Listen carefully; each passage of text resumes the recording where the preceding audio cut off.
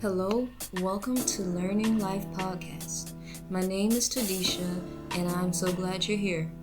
This is a safe place where we can both learn and unlearn a lot of things about life. Let's get started.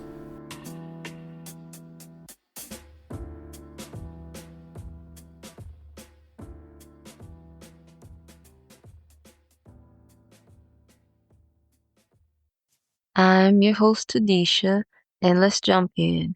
But first, disclaimer, I have to say that I had a little bit of extra sugar today, and so now I'm dealing with that.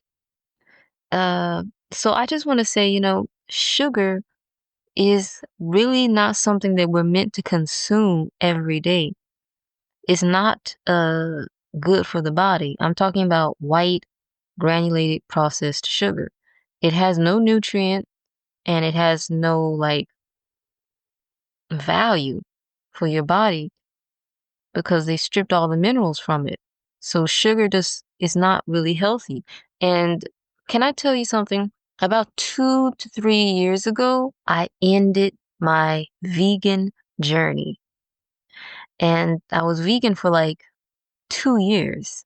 And I became vegan because I've always been a picky eater. And so I was like, oh, all this stuff in the food is bad. So I was like, and I'm just not gonna eat half of it. And I'm just gonna stick to just eating vegetables and, you know, very basic food. And so I cut out dairy, I cut out cheese, I cut out, meat, eggs, everything.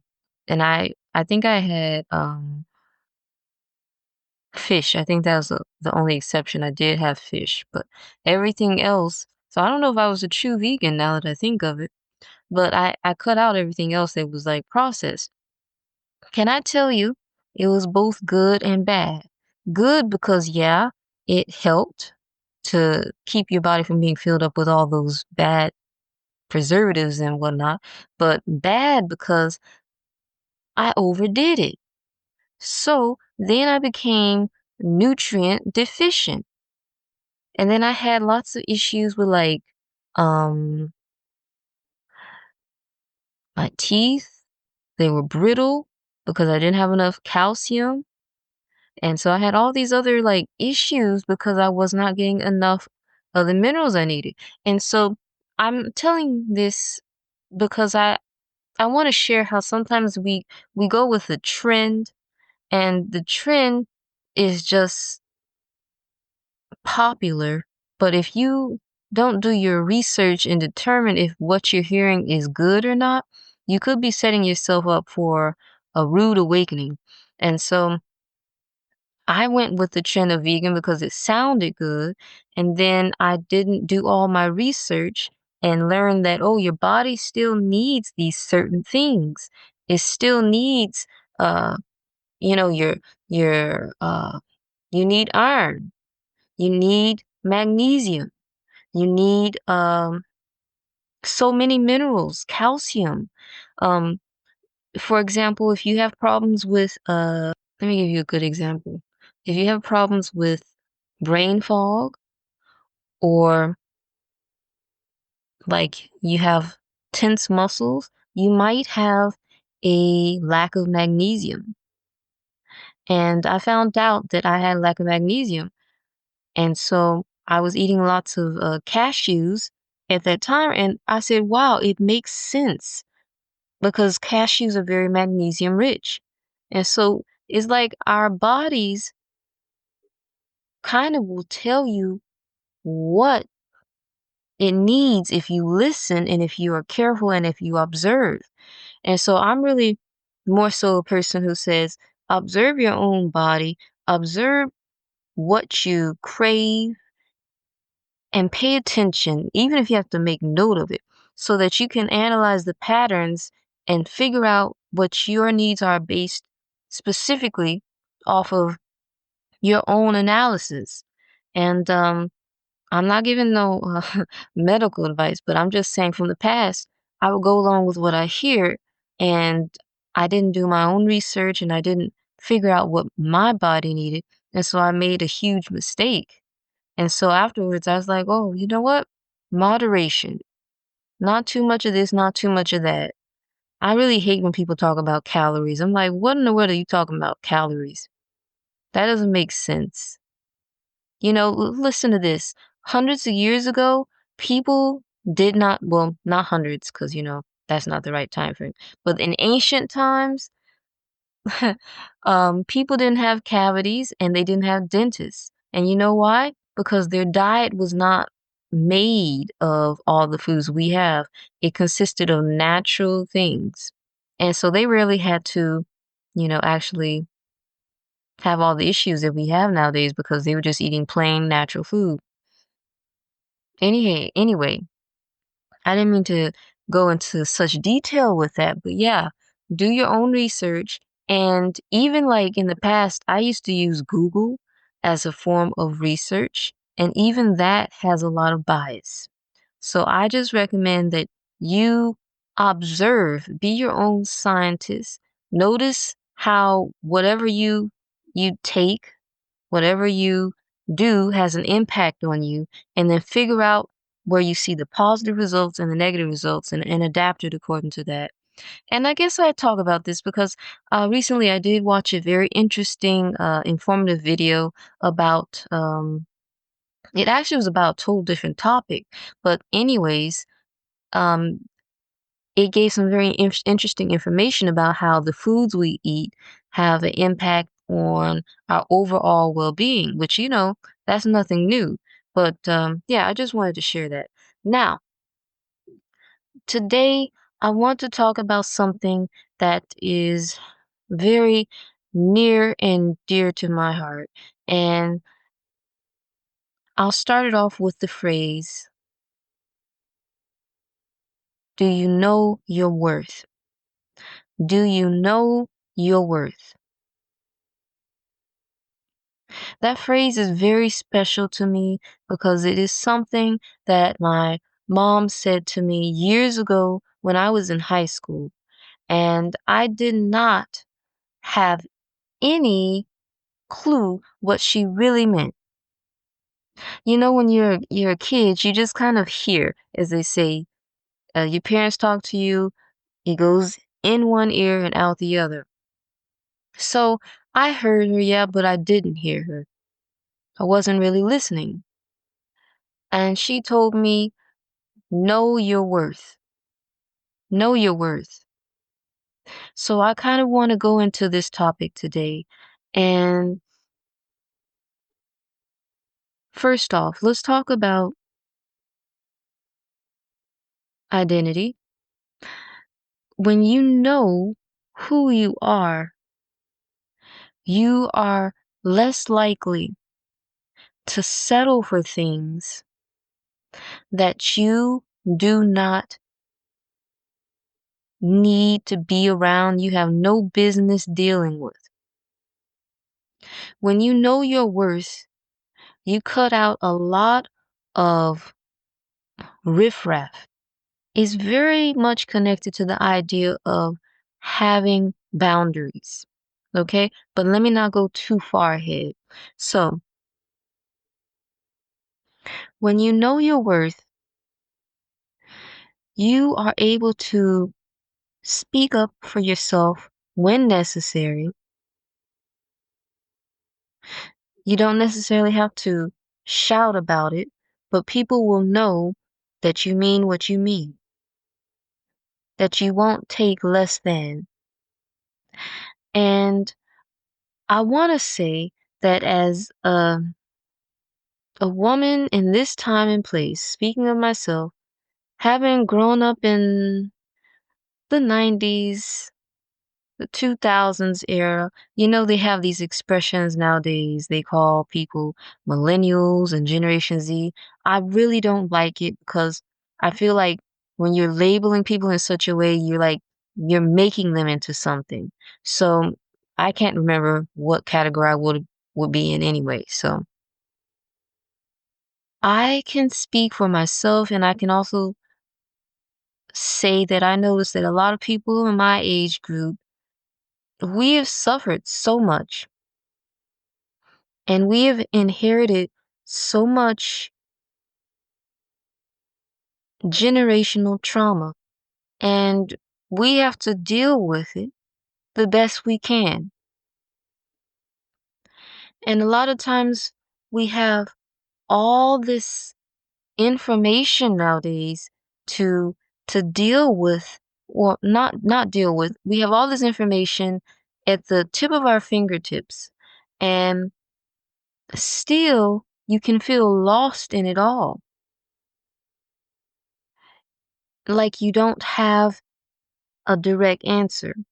And I say that because myself, I grew up in that time frame where the relationship that we had with our parents was limited because either they always had to work, they always had to make ends meet, and they didn't have the time or the energy to really pour into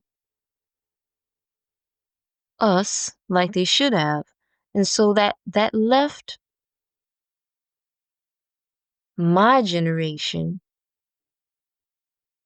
in a place where we had to fend for ourselves sometimes and learn by trial and error, and make all those mistakes. And some of it is necessary, but some of it isn't. And so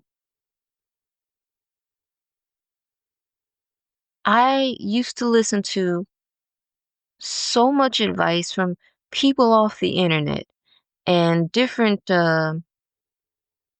influencers, and I would just listen to everything. I was like a sponge.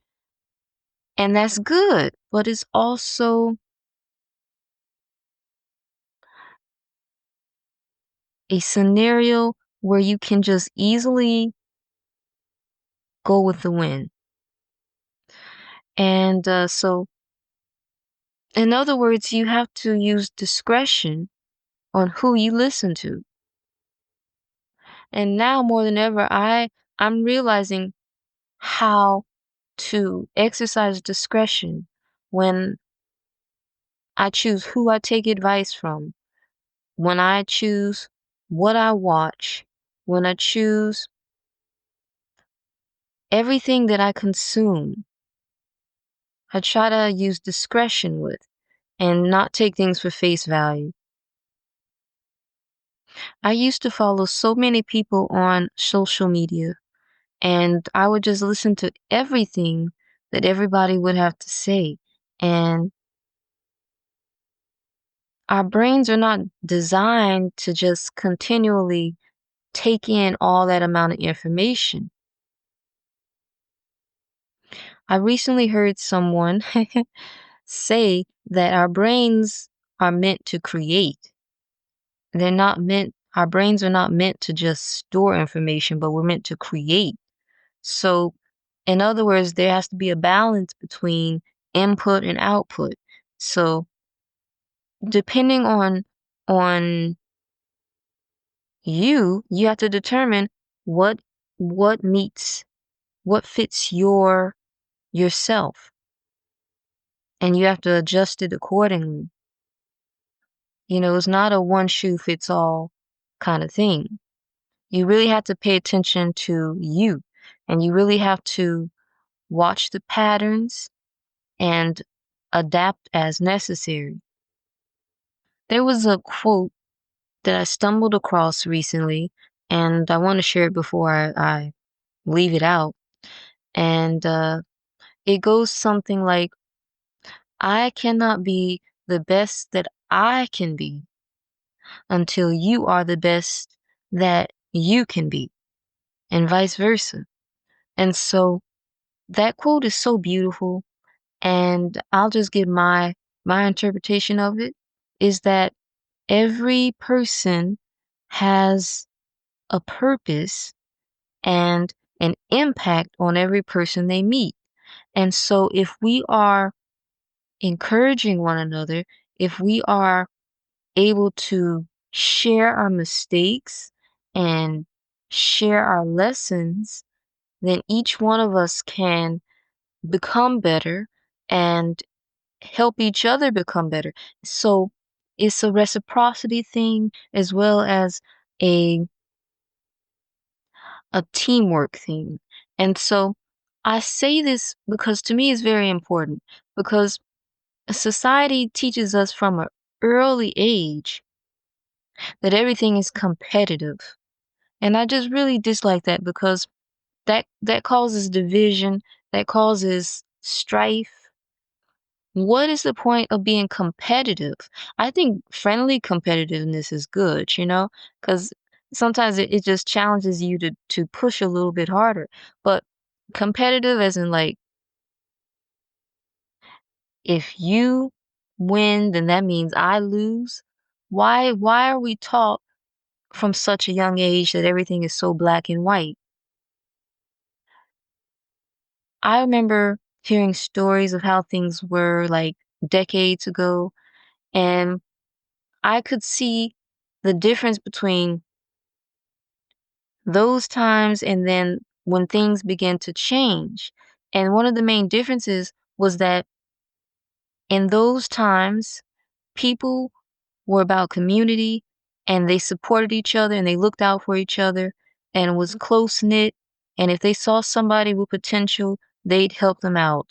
Um, I mean, my grandmother told me different stories of things, and it just really enlightened me. And I compared it to the things that I've seen in my generation. I'm like, well, to me, it seems like we don't have that kind of community.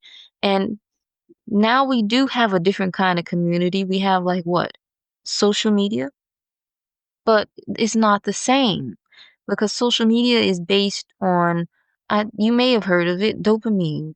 It's about getting your attention and then making you just continue to binge watch lots of things related to whatever your interest is. So the idea is that you're connecting, but it's a false sense of connection. I read this some time ago that people who post on social media a lot of times post more than they should because there is no physical interaction. And so what it is that people end up hiding behind the screen. And so because they're not actually having the interaction face to face, then they feel safe to uh, share certain personal things. And so it's a paradox because you would think that when people share personal information or personal whatever, that that means that people are more connected. And so, like for example, I'll sometimes see that a person shares that, oh, they have this problem, and to me, it's like I'm just giving my opinion. Why would you share that much about yourself when that is so very personal? And I think it's because people really do feel that by sharing, they are connecting with other people who have the same issue, or maybe they're even putting the problem out there because they are still looking for help. And a lot of times I feel like it's the latter. It's like you're putting it out there because you do want help. It's a strange thing. It's a really strange thing. I'm always curious to like analyze what's going on and all that stuff is fascinating. I was reading something else recently, just adding one more thing, and it was about like the early 50s or so. And it was talking about how the radio had um such an influence on people. And it was like the radio, they compared the radio to inviting a guest into your house who who can who can tell you bad things or good things, who can convince you or persuade you to do something bad or persuade you to do something good. And I was like, wow, when I read that, I said that radio sounds exactly to me like social media. And so it can do good and it can also do bad. You have to use your own discretion. You can't just let people make up your mind. you have to make up your mind for yourself. Not to go off the deep end, but I wanted to share that. Now, back to the main idea, your worth. If you constantly find that you are settling, then you need to take another look at yourself, and you need to determine what your self-image is. Because a lot of times when we cannot grasp, or when we cannot accept who we are fully as a person, when we do not have a knowledge of ourselves fully, of who we are as a person, it is so easy for anyone to persuade us of anything, because you don't know yourself. You don't have an understanding of your value, who you are. You're not grounded and you're not rooted. One way to stay grounded is to, and personally, I speak from experience, because there were many times in my life when people told me that I was something, and it was nothing like who I really was. But I believed it because they told me, because I was naive enough to think, why would they lie to me? And again, people are only going to do to you what's been done to them. So, in other words, if a person is full of self-hate, then most likely they're going to teach you the same thing. And maybe I share a personal story so you can really understand where I'm coming from. When I was a kid in the first grade, I remember my first year of school, and I remember just like yesterday going into the classroom, and each kid had to type down their name in the computer. And it's funny that my teacher, the first thing that she did was she made me feel dumb because I couldn't remember how to spell my name. And so I was only in the first grade. And so I felt her energy, which was so negative. And so then she called me a wallflower. And I hadn't been in her class a week, but I was getting all this negative energy from her. And at the time I was with my grandmother, and so she got me a cell phone so that I could call her, and she put it in my backpack. And then one day, my teacher went through my backpack and found the cell phone. And then she was like, "You're not supposed to have this." I can't remember what she really said, but I just remember as a kid feeling I like I was, what did I do wrong? I felt so, I can't express the words for it really, but it's just, so when I got home and I told this to my grandmother, I was just so um emotional about it. I was like, I don't want the phone. And I just remember like yesterday, I was so emotional about it that I even cursed. And I was only in the first grade, and it was one of those simple curse words, but that's how much tension and stress I felt from this adult. And so I share this story because I want you to understand how someone can start to plant seeds of self-doubt, seeds of feeling less than, from such a young age. You wouldn't think that a full-grown adult would do that kind of thing to kids. That's a shame, and that's a disgrace. And so, well, just to end the story, uh, my mom, she took me out of that school and, uh, and found a different way for me to get my education. But, the point that I share all this is that everything is connected. Everyone is connected. Your self-worth, you have to find it for yourself. And sometimes that means that when you have a lack of self-worth, you have to go back through your memory and determine what incident or whatever trauma it is that taught you a lie about yourself that you still are faithful to this day.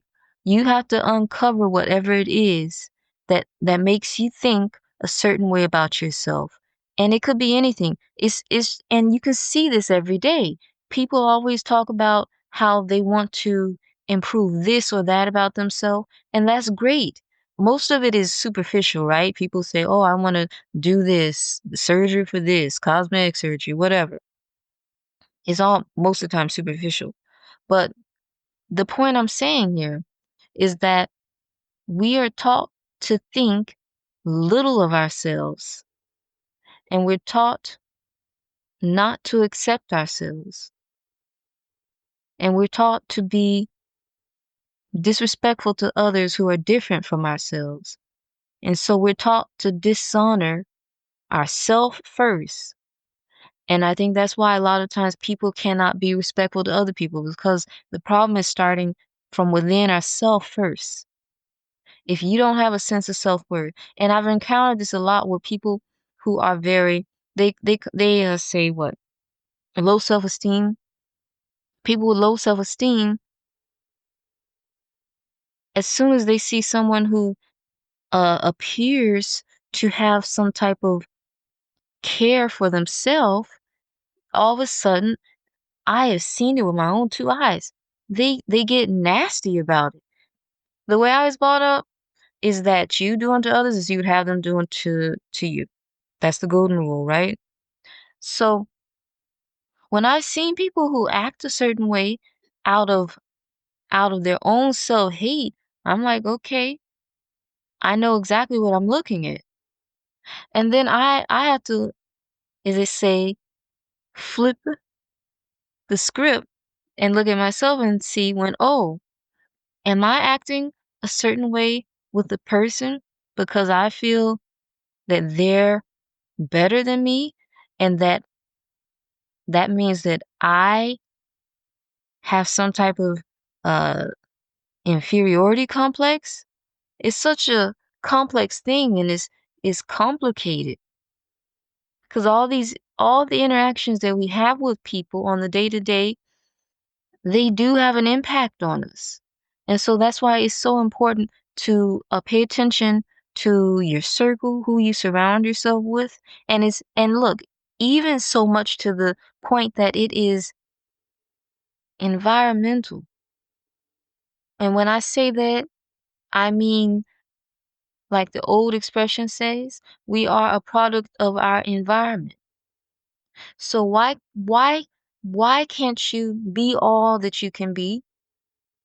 Could it be that because your environment is daring you to do or be better? You have to watch your environment. And a lot of our environment, we get caught up in the physical buildings and all that kind of stuff. But I have to say that that is not the accurate way to look at it. Because if an environment is just a physical thing, I'm talking about spiritual environment. I'm talking about energetical environment.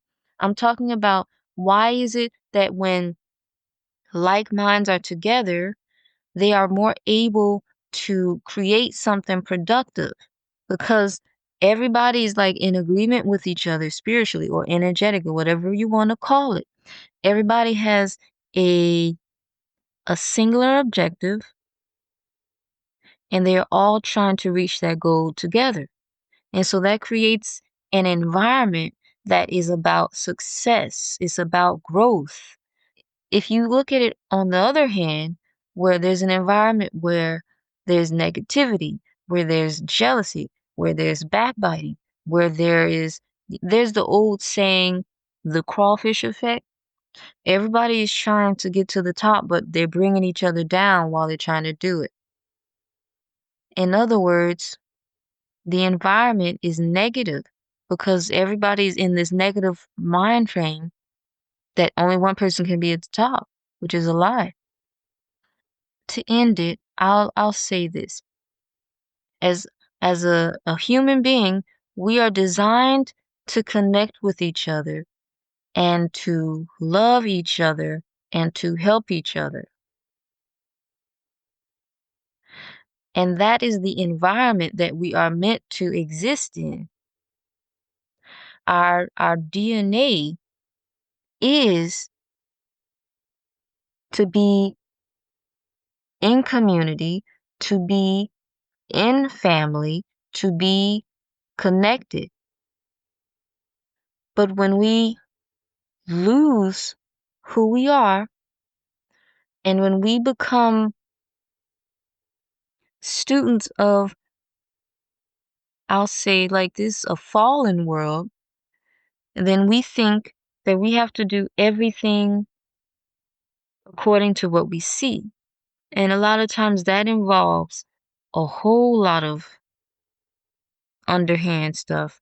So I don't want to make this a super long episode. I will end it at here. Know your worth. Figure out who you are as a person. Sometimes I feel like know your worth. Figure out what it is that you love. Build on that. Build on love.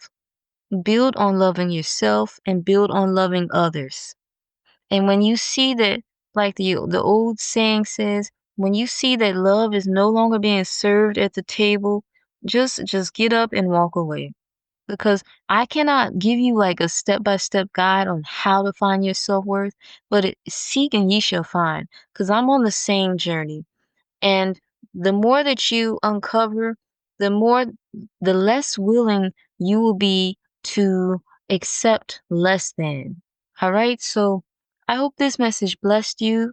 And please like, comment, subscribe, and stay tuned for, more episodes.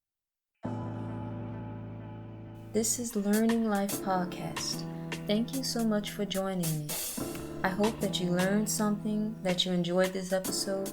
If you want to support this podcast, please subscribe. Thank you so much. See you next week.